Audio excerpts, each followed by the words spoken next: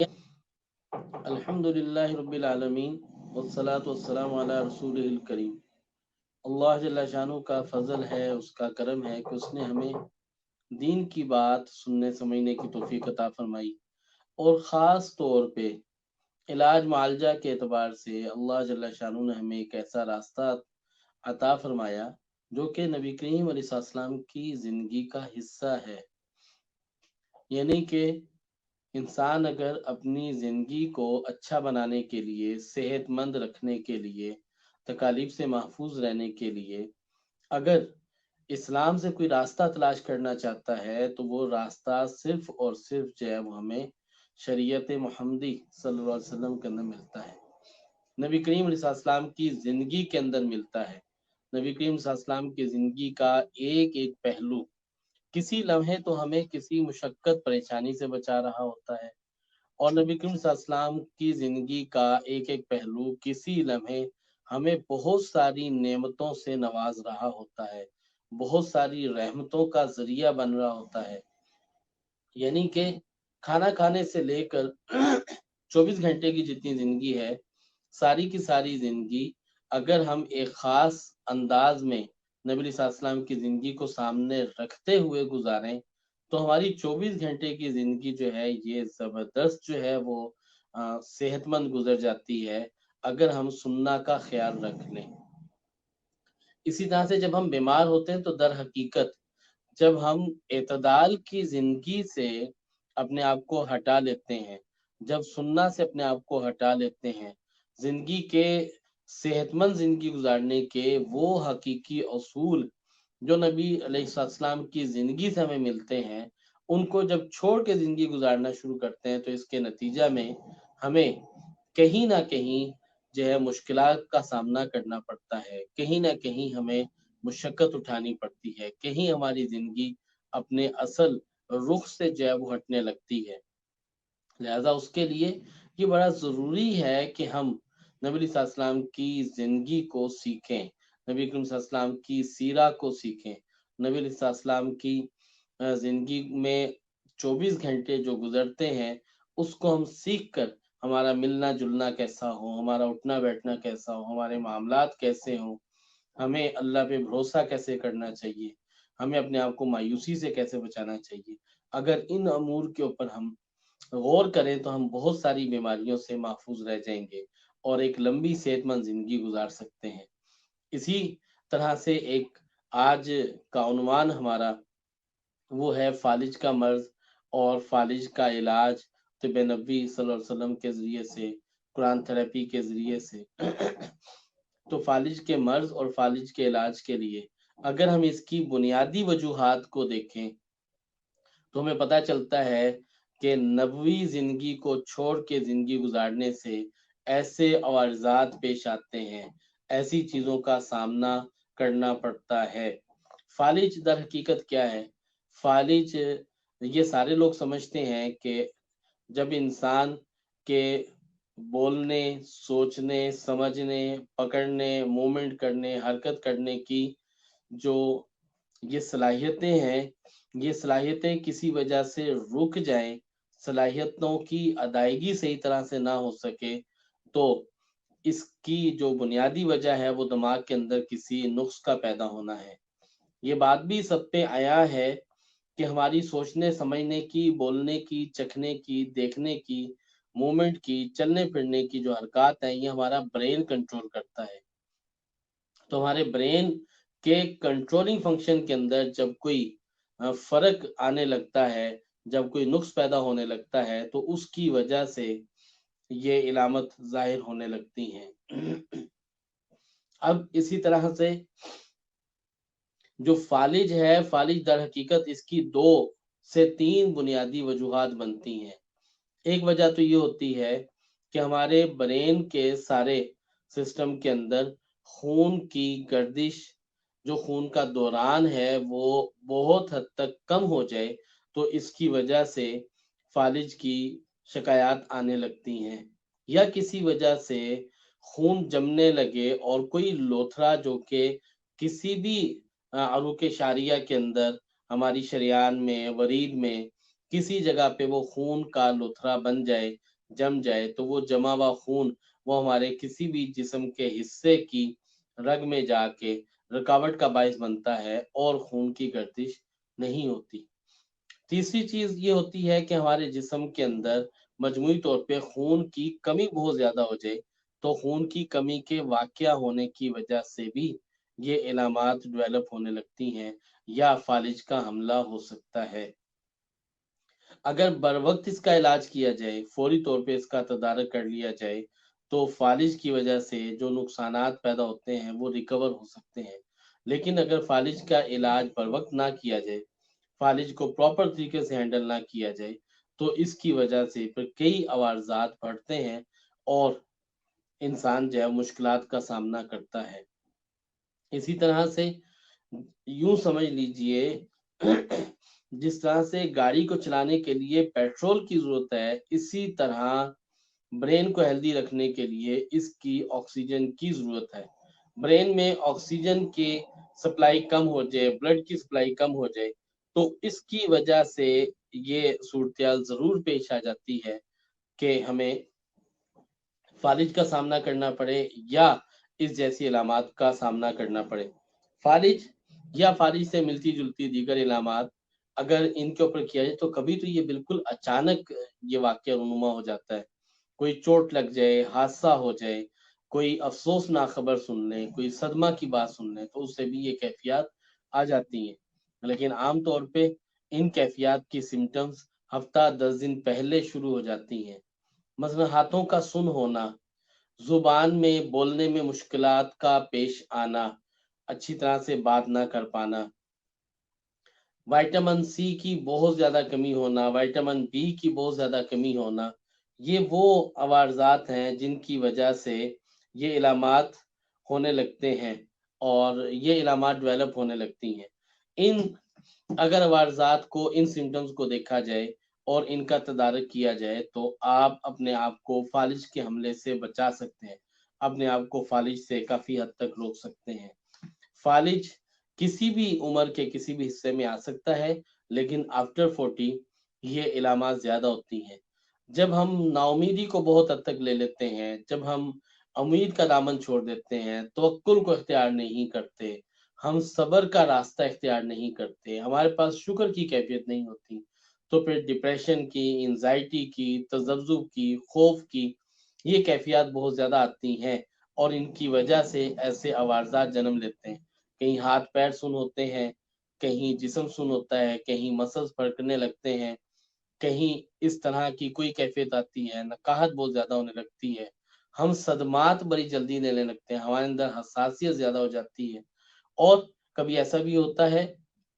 कि जिस्म के दूसरे अवारजात की वजह से ब्लड प्रेशर हाई हो जाए, शुगर लेवल बहुत ज्यादा हाई हो जाए, ब्रेन की कोई रग जो है वो पंक्चर होने लगे, इंटरनल ब्लीडिंग ज्यादा हो जाए, एक्सटर्नल ब्लीडिंग ज्यादा हो जाए, तो इसकी वजह से भी ये इलामात डेवलप होने लगती हैं।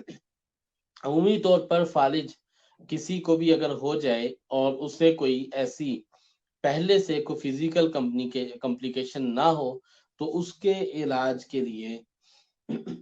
सूरह नूर एक मरतबा तिलावत करेंगे, दम करके पानी पिएंगे और इसे 28 दिन तक कंटिन्यू करेंगे।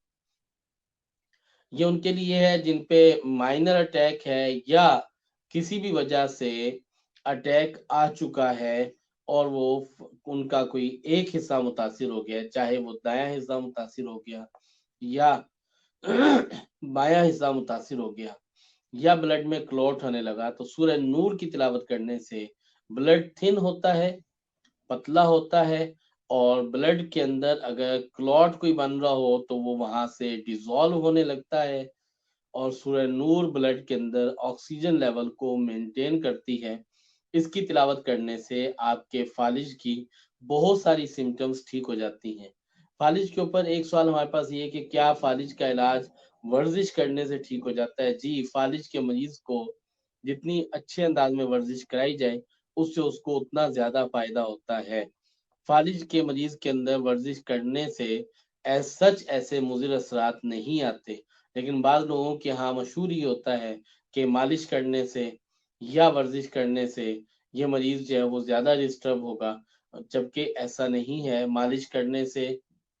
مریض کی قوت بحال ہوتی ہے۔ ہاں یہ ضرور دیکھنا چاہیے کہ آپ کو مالش کس انداز میں کرنی ہے، کیسے کرنی ہے۔ اگر آپ اپنے مریض کا فزیو تھراپی کے ذریعے علاج کریں یا مریض کو فزیو تھراپی کرائیں تو یہ ایک خوشائند بات ہے، اس میں کوئی مذائقہ نہیں ہے، بلکہ اس سے مریض کو فائدہ بہرحال زیادہ ہوگا۔ غذاؤں کے اعتبار سے میں بات کر لیتا ہوں سب سے پہلے طب نبوی صلی اللہ علیہ وآلہ وسلم کی۔ زعفران 8 سے 10 پتیاں ایک کپ پانی میں ابال کے اگر صبح و شام پی لی جائیں تو اس سے ہمارے اعضائے رئیسہ یہ بہت زیادہ ہیلدی ہوتے ہیں۔ دل، دماغ، کڈنیز، گردے اور جگر، ان کے اوپر اس کا بہت اچھا اثر آتا ہے۔ خون کی کمی بہتر ہوتی ہے، باڈی کے اندر آکسیجن لیول مینٹین ہوتی ہے۔ یہ ایک شاندار اور اچھی قسم کی جو وہ ہرب ہے جو کہ بہترین ٹونک بھی ہے اور علاج بھی ہے۔ اگر اس کا 8 سے 10 پتیاں یعنی کہ زعفران کے کچھ دھاگے ہوتے ہیں، اگر آپ یہ ابال کے پانی میں ابال کے یا دودھ میں ابال کے پی لیں تو اس سے بہت زیادہ فائدہ ہوگا، اور آپ کی زعفران کی وجہ سے، زعفران کے استعمال کرنے سے فالج کی بہت ساری علامات کنٹرول ہو جائیں گی اور وہ ٹھیک ہو جائے گا۔ اسی طرح اگر بلڈ تھک زیادہ ہے، تھک زیادہ ہے اور اس میں لپڈ زیادہ ہے، کولیسٹرول کا ایشو رہتا ہے یا ٹرائی زیادہ رہتا ہے، تو ایسی کنڈیشن میں آدھا چائے کا چمچ کرونجی 1 کپ پانی کے اندر ابال کے یہ صبح شام پی لیں تو اس سے ٹی جی بھی بہتر ہو جائے گا، کولیسٹرول بہتر ہو جائے گا، باڈی میں آکسیجن لیول بہت اچھا مینٹین ہو جائے گا اور اس سے یہ چیزیں کنٹرول ہو جائیں گی۔ اسی طرح سے اگر کسی کو یورک ایسڈ زیادہ ہے، جوڑوں کا درد زیادہ ہے اور اس کے ساتھ اس پہ فالج کا اٹیک بھی ہے، اس کا کولیسٹرول لیول زیادہ ہے، اسے چاہیے کہ وہ 8 سے 10 پتیاں سنا مکی 1 کپ ابلتے ہوئے پانی میں ڈالیں، ایک ابال آ جائے اور یہ قہوہ دن میں 2 دفعہ 3 دفعہ یا ہر کھانے کے بعد پی لیں تو اس سے یہ ایشو بہتر ہو جائے گا اور فالج ٹھیک ہو جائے گا انشاءاللہ العزیز۔ ہمارے پاس کچھ سوالات ہیں، ہم سوالات کو بھی ہم چاہیں گے کہ پروگرام میں شامل کر لیں۔ ایک سوال یہ ہے کہ میں ہجامہ کروانے کی خواہش رکھتی ہوں اور بہت ساری باتوں کا کن باتوں کا خیال رکھنا چاہیے جس سے ہجامہ کرنا مؤثر ہو اور ہجامہ مناسب ہو جائے اور اس میں ہجامہ کی وجوہات بھی کنٹرول ہو جائیں۔ تو ہجامہ کے لیے جن باتوں کی احتیاط کرنی چاہیے ان کو آپ بالکل اپنے پاس نوٹ کریں۔ جس پیشنٹ کا بلڈ پریشر ہائی رہتا ہے اور وہ کوئی بلڈ پریشر کم کرنے کی دوائی استعمال کرتا ہے جیسے لیپیگیڈ یوز کرتے ہیں یا لوپرین استعمال کرتے ہیں تو انہیں چاہیے کہ 24 گھنٹے پہلے اپنی یہ دوا استعمال کر دیں۔ جن پیشنٹس کو خون دیکھنے کے بعد ان کی طبیعت میں اگر ہیجانی کیفیت آ جاتی ہے، ان کی طبیعت میں اگر کوئی خوف کی کیفیت آتی ہے، ایسے مریضوں کو بھی چاہیے کہ وہ بھی ہجامہ کرنے سے پہلے اس بات کو ضرور مد نظر رکھیں کہ ان کی اس ہیجانی کیفیت کی وجہ سے، اس پوزیشن کی وجہ سے، اس کیفیت کی وجہ سے ان کا ہجامہ میں دشواری پیدا ہو سکتی ہے اور مریض بے ہوش ہو سکتا ہے۔ اولڈ ایج میں جن میں 70 پلس ایج ہو ان میں ہجامہ کرنے سے احتیاط کرنی چاہیے اور مریض کی نوعیت کو ضرور دیکھنا چاہیے۔ ہجامہ کرتے وقت میں بہتر ہے کہ آپ صبح خالی وقت میں ہجامہ کریں، خالی پیٹ میں ہجامہ کریں۔ ہجامہ کرتے وقت میں آپ کو اس بات کے اوپر دھیان رکھنا چاہیے کہ آپ کا پیٹ قدرے خالی ہو، لیکن آپ کا بلڈ پریشر لو ہو جاتا ہے تو اپنے معالج کو ضرور بتائیے۔ ہجامہ چونکہ ایک سنہ عمل ہے تو سب سے بہتر ہے کہ سنہ تاریخ کے اندر ہی ہجامہ کرایا جائے۔ اور ہجامہ کے متعلق بہت ساری غلط باتیں مشہور ہو چکی ہیں، جتنا زیادہ اہتمام کے ساتھ ہجامہ کیا جائے گا، جتنا زیادہ خون نکلے گا اتنا زیادہ مریض جو ہے وہ ٹھیک ہوگا، تو یہ ایک غلط تاثر ہے۔ اس سلسلے کے اندر ہمیں احتیاط برتنی چاہیے۔ ہجامہ حدیث مبارکہ میں آتا ہے بلیڈ سے کٹ لگنے میں شفا ہے، بلیڈ سے کٹ لگنے میں شفا ہے، لہٰذا اس سلسلے میں اس بات کو ضرور مد نظر رکھنا چاہیے کہ بلیڈ سے کٹ لگنے میں جو شفا ہے لہذا بلڈ نکلے یا نہ نکلے لیکن ہجامہ ٹھیک ہو جاتا ہے۔ ماہر معالج سے ہجامہ کرانا چاہیے، اپنے مرض کی نوعیت کو دیکھ کے اس کے مطابق ہجامہ کرانا چاہیے، اور کوشش کرنی چاہیے کہ ہجامہ کو بہت جلدی رپیٹ نہ کیا جائے۔ ہاں، اگر آپ کا معالج آپ کو رائے دیتا ہے کہ آپ کو ارلی ہجامہ کرنا ہے تو اپنے ہیموگلوبن لیول کو مد نظر رکھتے ہوئے پھر ہجامہ کروایا جائے۔ یہ دوسرا سوال ہے، میری والدہ کے جسم پر بہت زیادہ ورم رہتا ہے، چہرے پہ ورم ہے، آنکھیں سے نہیں کھول سکتی۔ جی، قرآن تھراپی سے علاج کے لیے سورہ علم نشرہ، سورہ قریش ہر نماز کے بعد 11 مرتبہ تلاوت کریں، دم کر کے پانی پلائیں، ان کا یوریا کریٹینائن لیول ضرور چیک کریں، اور یہ دیکھیے کہ ان کے چہرے پہ جسم پہ ورم کس وجہ سے ہے۔ چہرے پہ جسم پہ ورم عام طور پہ اس کی 2 سے 3 وجوہات ہوتی ہیں۔ کبھی تو دل کی عارضہ کی وجہ سے ورم آتا ہے، کبھی جگر کی عارضہ کی وجہ سے ورم آتا ہے، اور کبھی گردوں کی وجہ سے پیروں پہ، جسم پہ، چہرے پہ سوجن آ جاتی ہے، اور کبھی کسی دوائی کے ریئیکشن کے طور پہ ایسا ہوتا ہے۔ وجوہات کو دیکھ کے اس کے مطابق علاج کیا جائے، اور سورہ نور ایک مرتبہ تلاوت کی جائے تو اس سے بھی یہ ورم انشاءاللہ بہتر ہو جائے گا، اور چیزیں بہتر ہو جائیں گی۔ جی، ایک سوال یہ ہے کہ ڈاکٹر نے بخار میں دوا دی اور وہ دوا استعمال کی، لیکن منہ میں لیزدار مادہ بہت زیادہ آتا ہے، اور اس کے علاوہ اور کوئی ایسی تکلیف نہیں ہے۔ اس کے علاج کے لیے ہر کھانے سے پہلے 1 چمچ ریحان سیڈ، تخم ریحان، یہ آپ استعمال کریں تو اس سے انشاءاللہ یہ صورتحال بہتر ہونا شروع ہو جائے گی۔ اچھا جی، ہمارے پاس یہ سوال ہے کہ والدہ کو 4 سال سے فالج کا اٹیک ہوا، اور علاج ہوا، ایکسرسائزز بھی ہوئیں، اور اس پہ وہ کچھ چلنا شروع ہو گئی لیکن صحیح طرح سے نہیں چل سکتی۔ زیتون کا تیل 1 چائے کا چمچ صبح شام پی لیں، شہد کا استعمال کریں، اور ایکسرسائز کو جاری رکھیں، سورہ نور 1 مرتبہ تلاوت کریں تو اس سے انشاءاللہ العزیز یہ بہتر ہو جائیں گی، اور یہ مسئلہ بھی انشاءاللہ حل ہو جائے گا۔ جی، دوسرا سوال یہ ہے کہ والدہ کو 5 سال سے فالج کا مرض ہے اور پورا حصہ ان کا ڈیمیج ہو چکا ہے، اس کے لیے رہنمائی فرما دیں۔ ان کی اگر ہمیں تفصیل بھیج دیں تو ہم انشاءاللہ انفرادی طور پر بھی ضرور اس کا حل ہم آپ کو بتائیں گے۔ عمومی طور پر ان کا وائٹامن D3 لیول چیک کیا جائے، اور اگر وہ کم ہے تو اس کمی کو پورا کیا جائے۔ وائٹامن سی کی کمی سے عام طور پہ کمزوری نکات ہوتی ہے، وائٹامن B12 کی کمی سے یہ چیزیں آ جاتی ہیں، اور اعصاب جو ہے وہ متاثر ہونا شروع ہو جاتے ہیں۔ لہٰذا ان سب چیزوں کے علاج معالجہ کے لیے سورہ نور 1 مرتبہ تلاوت کریں، دم کر کے پانی پلائیں، سورہ مومنون 1 مرتبہ تلاوت کریں، دم کر کے پانی پلائیں، اور اس کے ساتھ اگر جسم کے اوپر زیتون کے تیل اور ورس کو ملا کے اس سے اگر مساج کیا جائے تو اس سے انشاءاللہ العزیز بہت فائدہ ہوگا، اور امید اللہ کی ذات سے کہ آپ کی والدہ صحت یاب ہونے لگیں گی۔ اس دعا کے ساتھ کہ اللہ جل شانہ سارے مسلمانوں کی ہر طرح کی پریشانیوں تکالیف کو دور فرمائے، اور ہمیں دنیا آخرت کی بھلائیاں عطا فرمائے، آمین ثم آمین۔